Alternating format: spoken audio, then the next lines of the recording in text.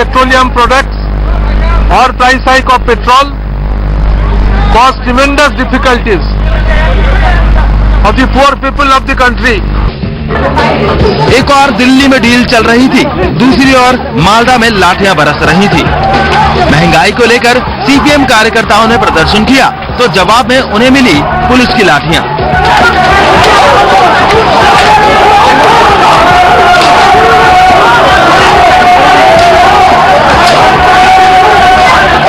ये था तृणमूल कांग्रेस का दो मुंहा चेहरा। जहां तक सवाल है केंद्र सरकार का, तो पेट्रोल कीमत में अगली बढ़ोतरी पर समर्थन वापसी की धमकी के सामने वो झुक गई। झुकने की वजह थी संसद में आंकड़ों का समीकरण। दरअसल 543 सदस्यों वाली लोकसभा में यूपीए के 290 सांसद हैं, जिनमें 20 सांसद तृणमूल कांग्रेस के हैं।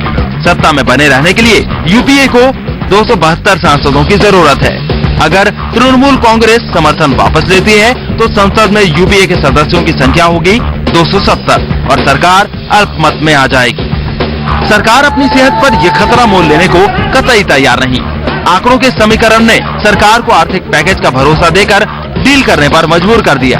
अब अगर पेट्रोल के दाम बढ़ते भी हैं तो तृणमूल कांग्रेस उसी तरह से अपनी आंखें बंद रखेगी जिस तरह से अब तक बंद रखे हुए थी।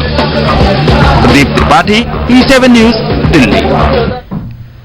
उधर पश्चिम बंगाल की मुख्यमंत्री ममता बनर्जी ने साफ कर दिया है कि महंगाई कम नहीं हुई तो उनकी पार्टी सरकार से समर्थन वापस ले लेगी।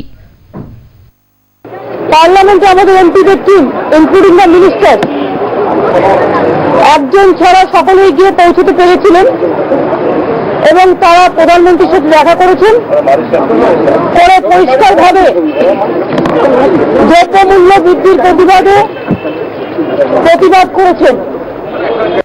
एक तरफ टीएमसी पेट्रोल की बड़ी कीमतों पर नाराजगी जता रही है तो वहीं उन्हीं के कोटे के एक मंत्री रेल मंत्री दिनेश त्रिवेदी का कहना है कि रेल किराया जो है जल्द ही बढ़ सकता है। दरअसल पिछले 7 सालों से रेल का किराया नहीं बढ़ा है और इसी की तैयारी अब की जा रही है कि रेल किराए में इजाफा किया जाए। इसलिए अब किराए बढ़ाए जाने पर गंभीरता से विचार किया जा रहा है। जनवरी 2012 तक ये बढ़ोतरी हो सकती है। तो पेट्रोल के दामों में इजाफे के बाद अब आम लोगों को एक और झटका देने की तैयारी यहां पर की जा रही है। दिनेश त्रिवेदी जो कि रेल मंत्री है, उन्होंने साफ किया है कि रेल के किराए में इजाफा हो सकता है। पिछले 7 सालों में रेल के यात्री किराए में किसी तरह का कोई बढ़ोतरी नहीं की गई है, लेकिन अब आने वाले साल में, नए साल में हो सकता है आम लोगों को एक झटका मिले और रेल के जो यात्री किराए हैं उनमें बढ़ोतरी देखने को मिले।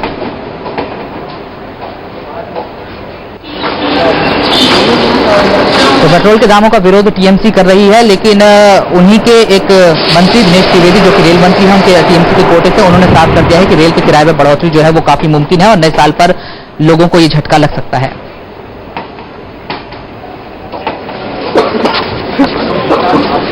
तो पहले पेट्रोल के दामों में इजाफा और उधर डीजल और एलपीजी के दामों में भी बढ़ोतरी की बातें जो है वो निकलकर सामने आ रही है कि आने वाले वक्त में भी इजाफा हो सकता है। इसी से आम लोग अभी उबर नहीं पा रहे थे कि रेल मंत्री ने साफ कर दिया कि रेल के किरायों में भी बढ़ोतरी जो है वो काफी हद तक मुमकिन है। एक बार फिर एक धार्मिक आयोजन में भगदड़ मची, एक बार फिर कुछ लोगों की जान चली गई, लेकिन मजिस्ट्रेट से जांच और मुआवजों के ऐलान के अलावा कहीं कुछ नहीं हुआ। हरिद्वार में चल रहे गायत्री महाकुंभ में यज्ञ के दौरान भगदड़ मची तो 20 लोगों की मौत हो गई और जब बात जिम्मेदारी लेने की आई तो कोई भी आगे नहीं आया।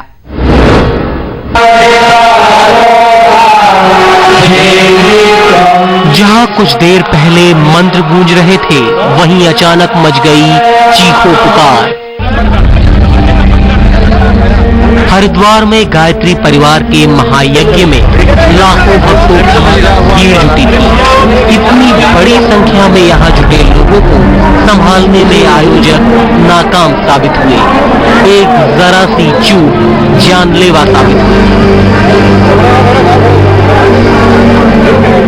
लेकिन हमारा जो एक एरिया था जहाँ से हमने कुछ जो मंच पे चढ़ने के लिए लोगों के लिए व्यवस्था बना रखी थी, तो वहाँ पे एक क्रॉसिंग हो गई और उसमें कुछ लोगों को लगा कि ये यज्ञ में भीड़ ज्यादा होगी तो हम जल्दी से यज्ञ कर लें, और उसमें वो प्रवेश कर गए। जहाँ से एग्जिट नहीं करना था वहाँ से एग्जिट करने लग गए लोग।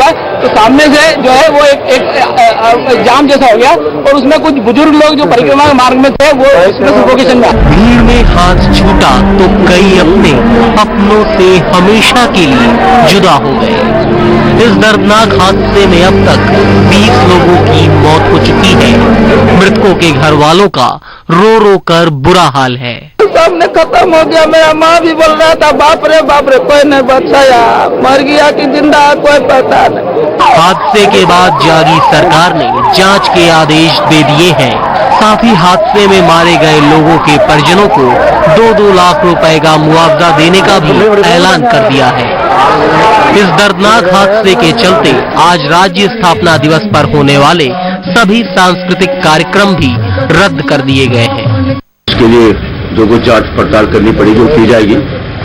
मैं सभी जो मृत हैं उनके परिवारों को संवेदना देता हूं, दुख प्रकट करता हूं। मृत हैं उनके परिवारों को लोग अपनी सहानुभूति के रूप में हर परिवार को 2 लाख रुपए की घोषणा सरकार करती है। उस प्रकार 2 लाख रुपए प्रति परिवार उनको देंगे।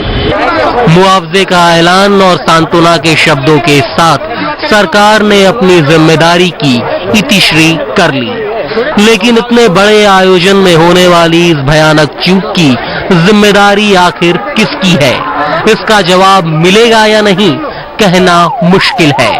किरण कांत, P7 न्यूज, हरिद्वार।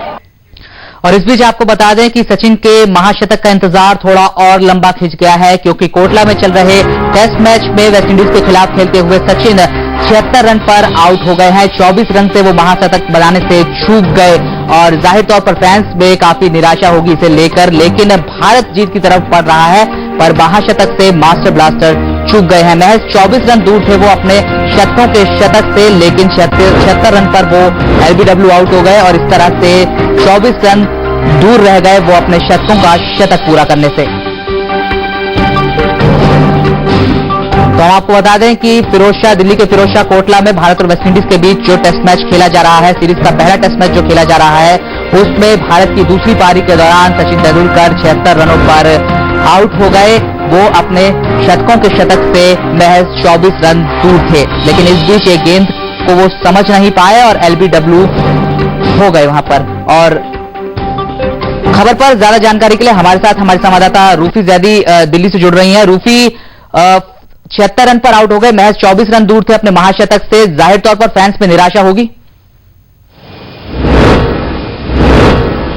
जी राहुल, बिल्कुल सही कहा आपने। जिस तरह से सचिन तेंदुलकर बल्लेबाजी कर रहे थे, जिस तरह से आज के दिन की शुरुआत हुई, तेज बल्लेबाजी करते हुए नजर आ रहे थे सचिन तेंदुलकर, और लग रहा था कि आज वो कारनामा हो जाएगा, आज सचिन बन जाएंगे इस शतकों के महाशतक के बादशाह, और आज पूरा हो जाएगा शतकों का शतक और सेंचुरीज की जो सेंचुरीज है वो यहाँ पूरी हो जाएगी। सचिन जिस मिशन 100 पर लगे हुए थे आज पूरा हो जाएगा, लेकिन आज भी सचिन को निराश होकर लौटना पड़ा। महज 24 रन दूर थे वो अपने शतकों के शतक से, लेकिन वो 24 रन का जो फासला था वो पूरा नहीं कर पाए, और जो ये इंतजार है वो सचिन के लिए लंबा होता जा रहा है। पिछली 13, अब ये कहा जा सकता है पिछली 14 पारियों से सचिन इंतजार कर रहे हैं, और पिछली 14 पारियों में सचिन के बल्ले से शतक नहीं निकल पाया। जो आखिरी शतक सचिन के बल्ले से निकला था वो नागपुर के मैदान पर वर्ल्ड कप के दौरान था, साउथ अफ्रीका के खिलाफ जो मुकाबला हुआ था। उसके बाद सचिन लगातार कोशिश कर रहे हैं, फैंस लगातार उम्मीद कर रहे हैं कि जो सेंचुरीज की जो सेंचुरी है वो पूरी हो जाए। और ओवल में भी एक बार ऐसा मौका आया था जब सचिन 91 के स्कोर तक पहुंचे थे और लगा था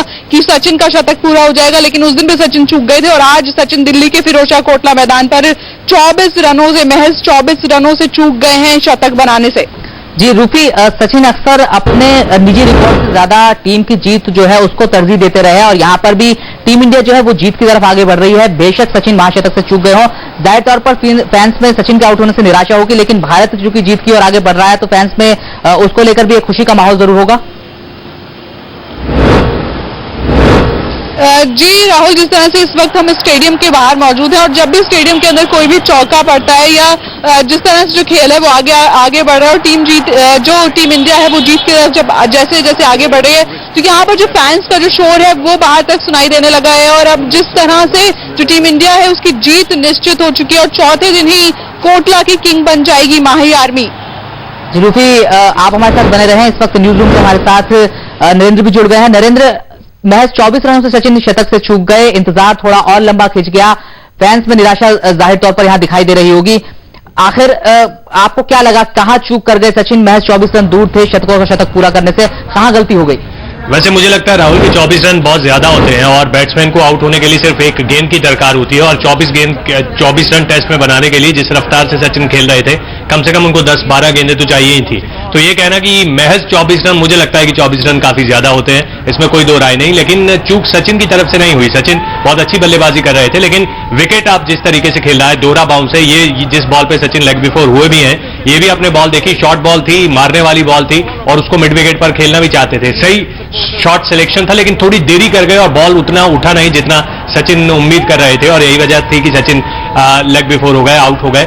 जाहिर है इस बात की निराशा है, इस बात की कोटला जो एक गवाह बनने जा रहा था, जिस रफ्तार से सचिन खेल रहे थे, लग रहा था कि आज महाशतक आएगा, फिर से थोड़ा इंतजार करना पड़ेगा। लेकिन ये जो क्रेडिट सचिन से छीना नहीं जा सकता, जो उन्होंने शानदार इनिंग कल से लेकर आज तक खेली है, 76 रन की बेहद जानदार इनिंग, और उसी की वजह से टीम इंडिया अब जीत की राह पर दिखाई भी दे रही है। बिल्कुल नरेंद्र, सचिन की पारी की बदौलत ही टीम इंडिया जो है वो जीत की तरफ आगे बढ़ रही है और कोटला का किंग बनने के बेहद करीब पहुंच चुकी है। जीत बेहद करीब दिखाई दे रही है, अब कोटला का किंग बनने के बेहद करीब है भारत। अब फिलहाल टेस्ट मैच किस तरह जाता हुआ दिख रहा है, कितनी देर में आपको लगता है कि भारत जो है जीत हासिल कर लेगा? बिल्कुल, अब ट्रैक पर है, जीत की पटरी पर है टीम इंडिया, और कुछ ही पलों का इंतजार। हालांकि 20 मिनट, लगभग 15 मिनट का वक्त लंच के लिए रहता है, और उसके तुरंत बाद मुझे लगता है कि टीम इंडिया जीत हासिल कर लेगी। अब कोई दिक्कत नहीं रही, और शानदार बल्लेबाजी टीम इंडिया के बल्लेबाजों की। शुरू में सहवाग ने बहुत अच्छी बल्लेबाजी की, जो वक्त की उस वक्त डिमांड थी कि थोड़ा तेजी से रन बटोरे जाएं, स्कोर किया जाए, ताकि आने वाले बल्लेबाजों पर कोई प्रेशर ना रहे, वैसा ही कल सहवाग ने किया। उसके बाद जब गंभीर और सहवाग दोनों आउट हो गए थे, उस वक्त की जरूरत थी कि विकेट को संभाल कर रखा जाए, ताकि ये जो 276 का स्कोर है ये भी कहीं भारी ना पड़ जाए। उस वक्त द्रविड़ और सचिन ने कमाल की बल्लेबाजी की, और सचिन ने आज सुबह से लगातार अच्छी बल्लेबाजी कर रहे हैं, और बहुत कम ऐसे मौके आए हैं कि आज सुबह, बावजूद इसके कि विकेट पर बल्लेबाजी करना बेहद मुश्किल है, क्योंकि विकेट में दोहरा बाउंस है, कोई बॉल नीचे रह रहा है, कोई बॉल ऊपर उठ रहा है, तो उस वक्त भी कभी सचिन लगा नहीं कि वो फंस रहे हैं, बीट हो रहे हैं। क्लासिक शॉट्स वो खेलते हुए नजर आए, खासकर ऑफ साइड पे, और यही वजह है कि आज इस विकेट पर भी, जहां पर लग रहा था कि 276 का स्कोर बहुत चैलेंजिंग हो सकता है, उस पर भी टीम इंडिया आसान जीत एक तरीके से कहा जाए तो दर्ज करने की राह पर है। जी नरेंद्र, पहली पारी में बल्लेबाज कामयाब नहीं रहे, काफी निराशाजनक प्रदर्शन वहां पर रहा, लेकिन दूसरी पारी में सभी बल्लेबाजों ने ठीक ठाक प्रदर्शन किया, अच्छा प्रदर्शन कहा जा सकता है इसे। क्या लगता है अब आने वाले जो मैचेस हैं उनको देखते हुए कहा जा सकता है कि भारतीय जो टॉप ऑर्डर है उसने अपने फॉर्म में वापसी कर लिया, और ये काफी मददगार साबित हो सकता है टीम इंडिया के लिए? बिल्कुल राहुल, ठीक कहा आपने, क्योंकि इस बात की आशंकाएं लगातार बनी हुई थी कि ये बल्लेबाजी क्या अपने घर पर भी फेल होगी, खासकर पहली इनिंग में जिस तरीके का प्रदर्शन बल्लेबाजों ने किया था, और उससे पहले हम लगातार इंग्लैंड में फेल होते आ रहे थे। इंग्लैंड में कोई भी बल्लेबाज कारगर साबित नहीं हुआ था, और 4-0 से हम टेस्ट सीरीज हार कर आए थे। तो उस लिहाज से माना जा सकता है कि इंजरी से ये सारे बल्लेबाज वापस आ रहे हैं, खासकर सचिन हो, युवराज हो, या फिर सहवाग हो, गंभीर भी इंजर्ड हो गए थे, वो भी वापस आ रहे हैं। और अच्छी बात यह है कि हर बल्लेबाज टच में लग रहा है, रनों में लग रहा है, और आगे आने वाले जो मैच हैं ईडन में, कम से कम वहां ऐसी विकेट नहीं होगी, तो बल्लेबाजी के लिए आसान कंडीशंस होंगे, जैसा कि भारतीय उपमहाद्वीप में रहता भी है, तो वहां पर मुझे लगता है कि वेस्ट इंडीज को बहुत भारी पड़ने वाली है ये बल्लेबाजी। तो बिल्कुल नरेंद्र, आप हमारे साथ बने रहे। रूपी सैदी भी हमारे साथ जुड़ी हुई है फिरोजशाह कोटला मैदान के बाहर से। रूपी, आपसे जानना चाहेंगे, महज 40 रन का फासला रह गया है टीम इंडिया की जीत में, दर्शकों में किस तरह का उत्साह है? पहले टेस्ट मैच में अगर टीम इंडिया जीत हासिल करती तो जाहिर तौर पर आने वाले मैचेस के लिए एक बेहद खूबसूरत शुरुआत इसे माना जा सकता है। जी राहुल, जिस तरह से आप मेरे पीछे देख सकते हैं, जो सड़क है इस वक्त पूरी तरह से सुनसान पड़ी है, क्योंकि जो फैंस हैं वो अंदर पहुंचने की इतनी जल्दबाजी, अभी भी कुछ जो फैंस हैं वो आ रहे हैं और वो चाहते हैं कि वो जल्दी से जल्दी कोटला स्टेडियम के अंदर पहुंच जाए और टीम इंडिया के जो जीत का नजारा है उसके गवाह बने, क्योंकि वेस्ट इंडीज के खिलाफ ये जो सीरीज शुरू हुई है, पहला टेस्ट मैच कोटला के मैदान पर खेला जा रहा है और इसमें टीम इंडिया जीत के बेहद नजदीक है, तो कोई भी वो मौका चूकना नहीं चाहता। हर कोई स्टेडियम के वक्त इस वक्त अंदर है और वो ये चाहता है कि वो टीम इंडिया को जीतते हुए देखे, और वेस्ट इंडीज के खिलाफ जो टीम इंडिया की शुरुआत है वो जीत के साथ है। राहुल जी बिल्कुल, जीत के साथ अगर शुरुआत होगी सीरीज की तो जाहिर तौर पर फैंस के लिए तो खुशी की बात होगी, साथ ही टीम इंडिया का मनोबल जो है वो भी आने वाले मैचेस के लिए काफी ऊंचा रहेगा। अश्विन हमारे साथ जुड़ रहे हैं मुंबई से सीधे, और उनके साथ कुछ यंग क्रिकेटर्स भी मौजूद है। अश्विन, सचिन तो महाशतक से चूक गए, लेकिन टीम इंडिया जीत की राह पर आगे बढ़ रही है। आपके साथ कुछ यंगस्टर वहां पर मौजूद है, यंग क्रिकेटर्स वहां पर मौजूद है, उनका क्या कहना है कि किस तरह से ले रहे हैं वो सचिन के आउट होने को?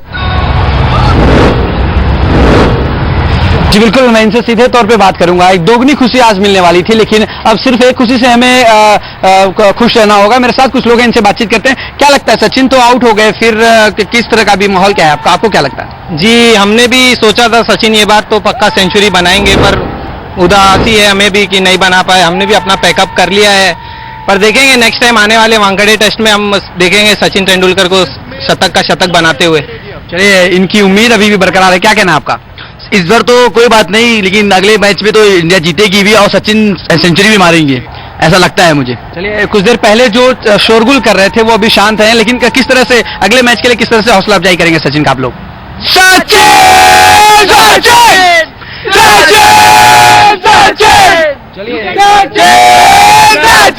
इनकी उम्मीद है जो अभी भी बरकरार है कि अगले मैच में सचिन जो है वो सेंचुरी कर देंगे, लेकिन एक तरफ ये खुशी है कि लगभग टीम इंडिया जीत के कगार पर है। जी हाँ अश्विन, सचिन से कभी भी उम्मीदें जो है वो बिल्कुल खत्म नहीं होती है। सचिन से लगातार लोगों को उम्मीदें रहती है कि इस बार चूक गए लेकिन अगली बार वो शतक जरूर पूरा कर लेंगे।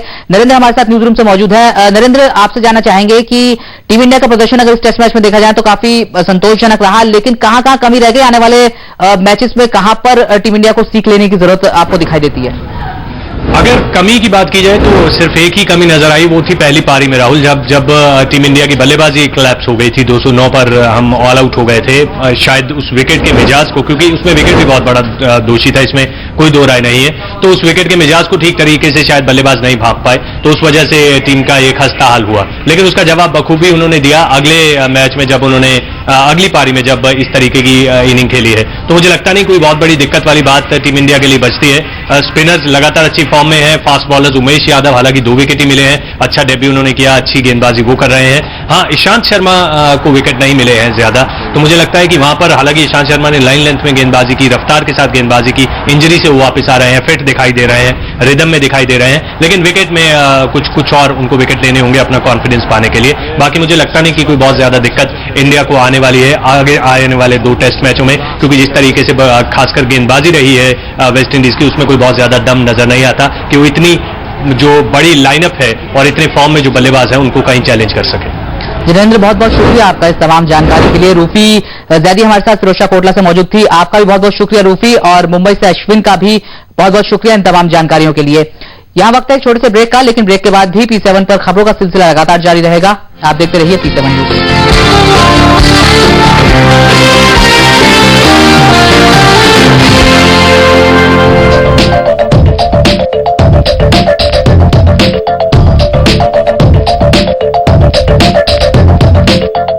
भागदौड़ भरी जिंदगी घटना मना दीजिए रिवाइटल वुमन रोजाना। आप रिवाइटल वुमन लेना कब शुरू कर देंगे?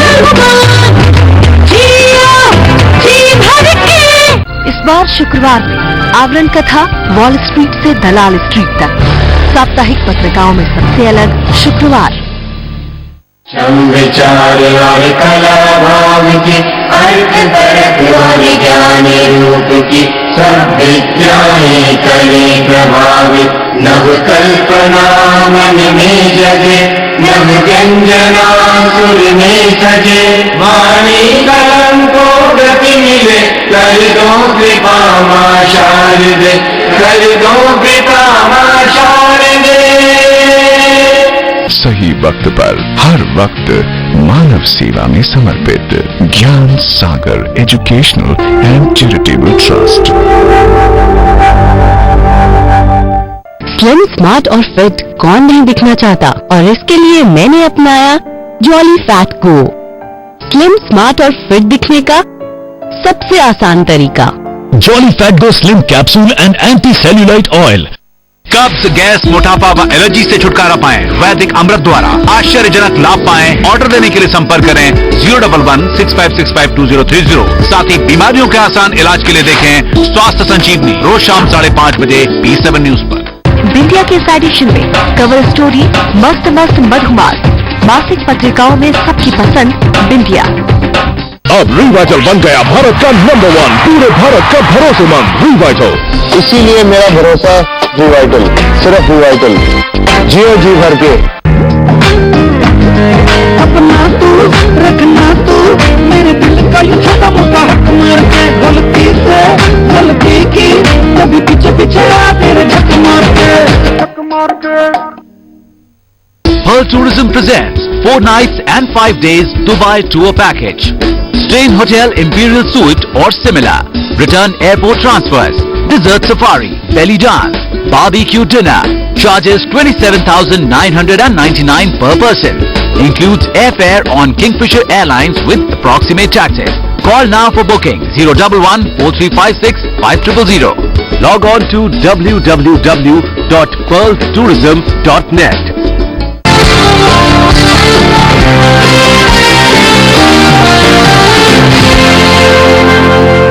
ब्रेक के बाद एक बार फिर से आपका स्वागत है P7 न्यूज पर। दूसरे पर्ल्स वर्ल्ड कप कबड्डी का कारवां मंगलवार को शाही शहर पटियाला पहुंचा, जहां पर्ल्स ग्रुप के डायरेक्टर गुरुप्रताप सिंह ढींढसा और वेलफेयर सोसाइटी पटियाला के चेयरमैन सतवीर सिंह खटड़ा ने खिलाड़ियों से मुलाकात कर महामुकाबले का शुभारंभ किया।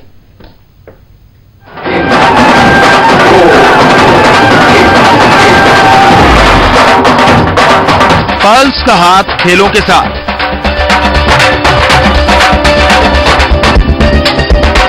दूसरे पर्ल्स कबड्डी वर्ल्ड कप का 1 नवंबर को बठिंडा में शानदार आगाज हुआ।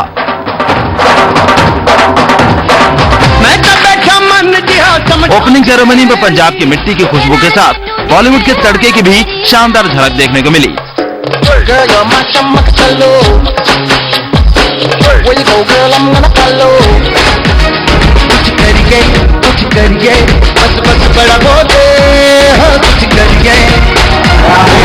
बाबा रामदेव जैसी जानी मानी शख्सियत भी इस आयोजन का हिस्सा बनने से अपने आप को रोक नहीं सके।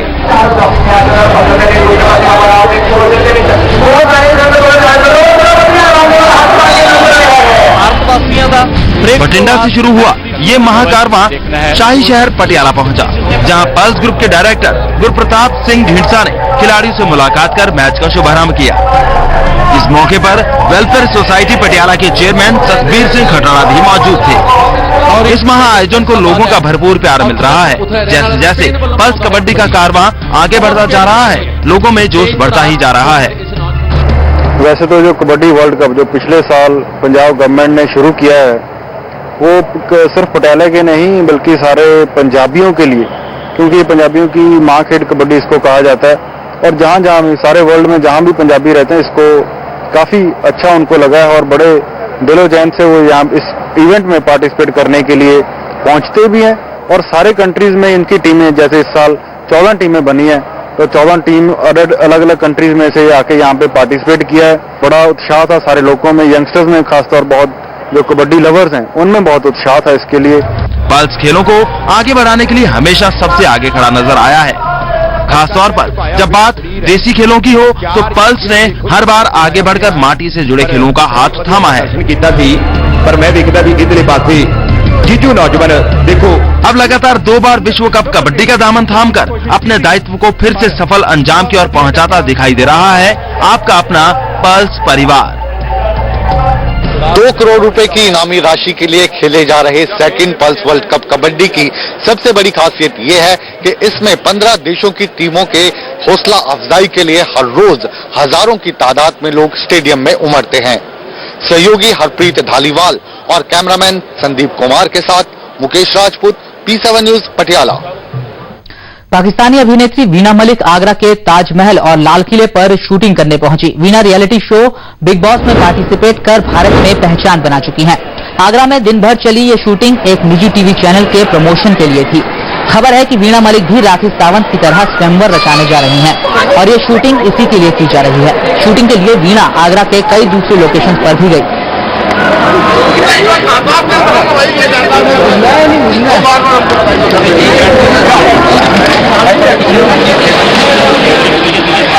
कुतुब फेस्टिवल का आखिरी दिन गायक केके के नाम रहा। केके ने अपने गानों पर लोगों को झूमने पर मजबूर कर दिया। मंगलवार को कुतुब फेस्टिवल का समापन हो गया। इससे पहले इस फेस्टिवल में सुनिधि, सोनू और सुखविंदर जैसे गायकों ने संगीत का जादू बिखेरा। कुतुब फेस्टिवल का आगाज 4 नवंबर को हुआ था।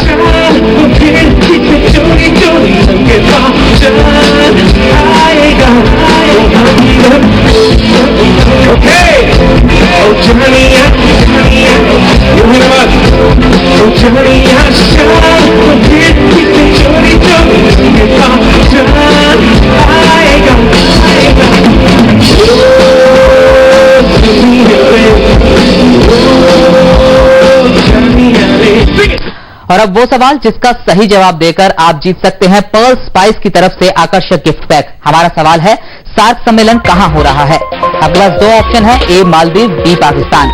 जवाब देने के लिए लिखें HS स्पेस दें और फिर लिखें A या B।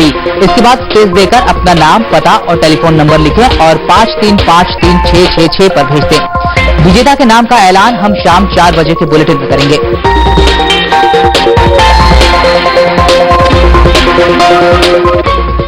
इस बुलेटिन में फिलहाल इतना ही, लेकिन देश और दुनिया की तमाम खबरों के लिए आप देखते रहिए P7 न्यूज।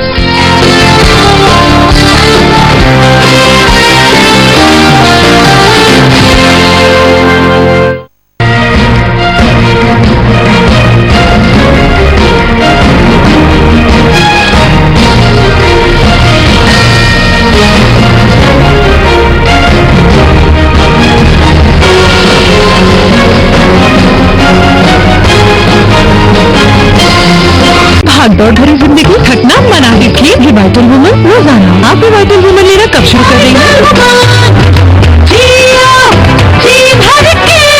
ना कोई होगा भूखा प्यासा, पूरी होगी सबकी। मुख्यमंत्री दाल भात योजना, 5 रुपए में दाल भात सब्जी। झारखंड राज्य खाद्य एवं आपूर्ति विभाग की पहल पर प्रखंड स्तर पर 370 दाल भात केंद्र, जहां लगभग 1.5 लाख गरीबों के लिए सस्ती दर पर भरपेट पौष्टिक भोजन। मुख्यमंत्री दाल भात योजना।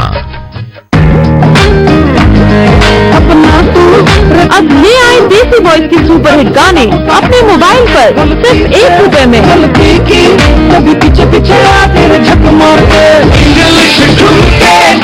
बस SMS करें स्टोर और भेज दें 54646 पर।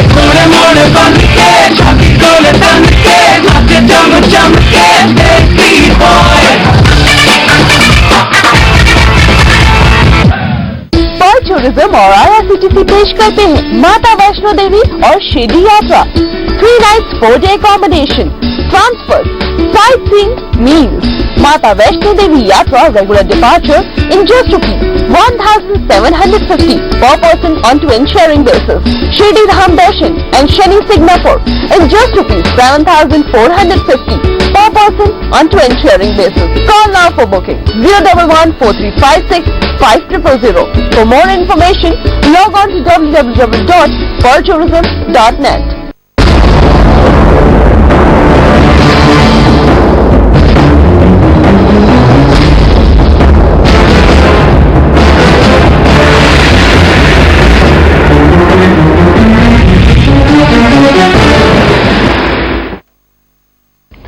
इंतहा, जब जुर्म हद से गुजर जाए तो उसे कहा जाता है इंतहा।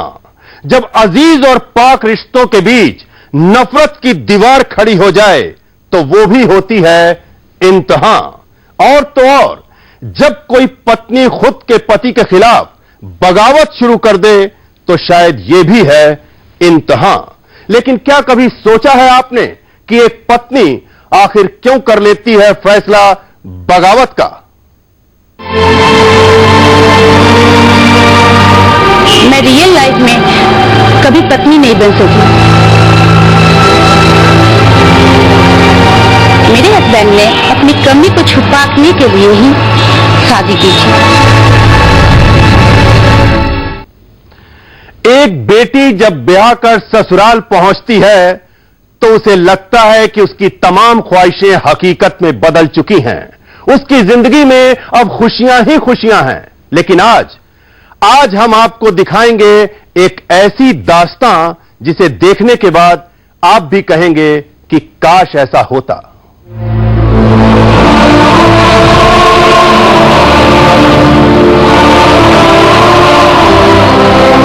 माँ के आंचल से लगकर दुनिया के तमाम दर्दों गम से बेपरवाह एक बच्ची पापा की गोद में खेलने के लिए जिद करती उनकी लाडो। अपनों के बीच हर चाहत को हकीकत में देखने की ख्वाहिश लिए एक बेटी। उसे नहीं मतलब है जमाने के जज्बातों से, लेकिन उम्र के हर एक पायदान को पार करती जब ये बच्ची बड़ी होती है तो उसे फिक्र होती है अपनों की, अपने मम्मी पापा के हर हाँ में हाँ और हर ना को आदेश मानने वाली बेटी उनके सामने कभी अपने जज्बातों को बयां नहीं कर पाती।